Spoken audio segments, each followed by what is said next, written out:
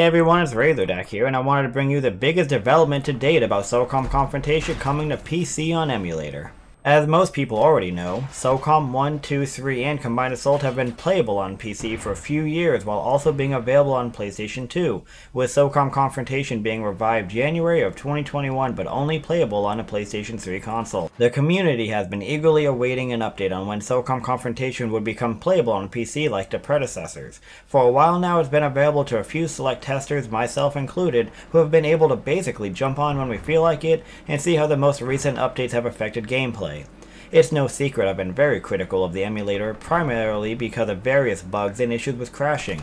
A few months ago it actually got to the point where I just stopped playing on the emulator altogether because it would crash so often, and sometimes I couldn't even get into a game before it crashed. The developers behind the emulator appear to always be cranking out new updates and fixes, not just for Confrontation but for PS3 games in general. And recently I decided to try the latest update on the emulator to see how the game played, and I have to say I was very pleasantly surprised. Many bugs and issues that plagued my previous attempts appear to be improved or gone entirely. The crashing issues appear greatly improved and less frequent. A few audio issues I experienced have gone silent, and in general it feels like a major improvement to what it once was, which should bring excitement and hope to anyone who's been patiently awaiting to get in on the action on PC. On June 5th, 2022, Snake, the developer behind the revival of SOCOM Confrontation on the PlayStation 3, announced a pretty significant update for the future of the game on emulator. Here's the actual post. The compatibility status for SOCOM US Navy SEALs Confrontation has been updated to in-game. That allows us to open issues for this game and address them with the developers. Luckily, there aren't many issues remaining as we already reached a solid state, but not enough to have decent gameplay.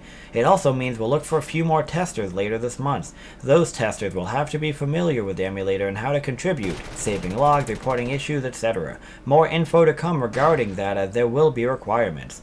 I want to use this opportunity to tell people that the RPCS3 project are always looking for contributors, even if it's only testing games. There are many ways to help them achieving their goal. Save Confrontation's goal is to reach a state where we are confident to open the valve for everyone, no whitelist. Rushing, then ending up with hundreds of tickets and reports is not what we want. My takeaway here is that the updates and progress on the emulator have been moving along well enough that Snake feels comfortable in opening up to more testers. However, it does not appear he's just going to let anyone in. He clearly wants actual contributors and not people just looking to play, which is a problem the PlayStation 3 beta had. He needs people who are willing and capable to improve the emulator as to get this to a public release.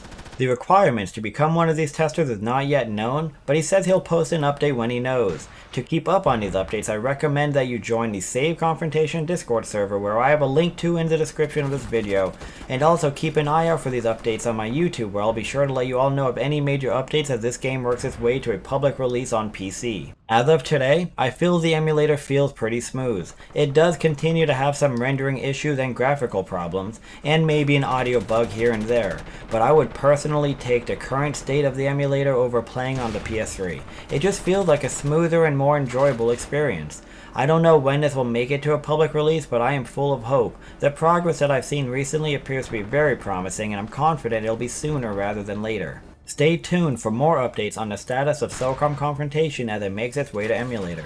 And in the meantime, I'll continue streaming it on my Twitch and YouTube, as well as uploading gameplay. If you enjoyed this video or found it helpful, please help support my channel by liking and sharing this video, and subscribe if you'd like more SOCOM content. G up!